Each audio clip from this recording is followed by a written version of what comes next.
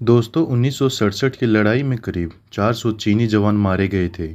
भारत ने नाथुला बॉर्डर को हासिल करने में सफलता पाई।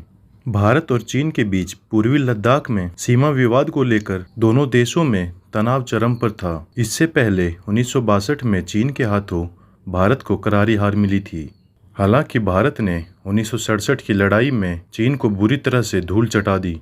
भारत ने 1967 में 1962 की जंग में मिली हार का बदला लिया। 20 अक्टूबर 1962 को चीन की सेना लद्दाख में दाखिल हुई। इस दौरान उन्होंने मैकमोहन लाइन को भी पार किया। उन्होंने 17 नवंबर को अरुणाचल प्रदेश के सेला पास और बोमडिला पास से हमला कर दिया। 19 नवंबर को चीन ने अरुणाचल प्रदेश पर कब्जा कर लिया था। यही हरकत चीन 1967 में कर रहा था, लेकिन इस बार चीन को मुंह तोड़ जवाब दिया गया। 11 सितंबर 1967 को चीन की पीएलए के सैनिकों ने नाथुला में भारतीय सैनिकों की चौकियों पर हमला कर दिया। यह जगह तिब्बत से सटी हुई है। भारत की तरफ से तोपों से हमला शुरू कर दिया गया।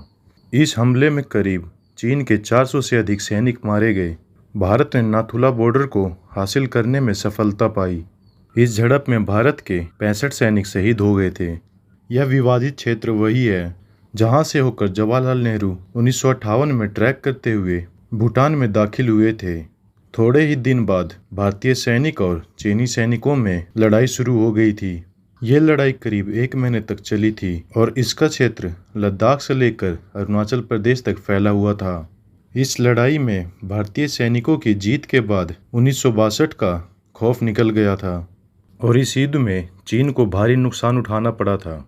और इस युद्ध में बुरी तरह पीटने के बाद माओ ने भारत की तरफ दोस्ती का हाथ बढ़ाया।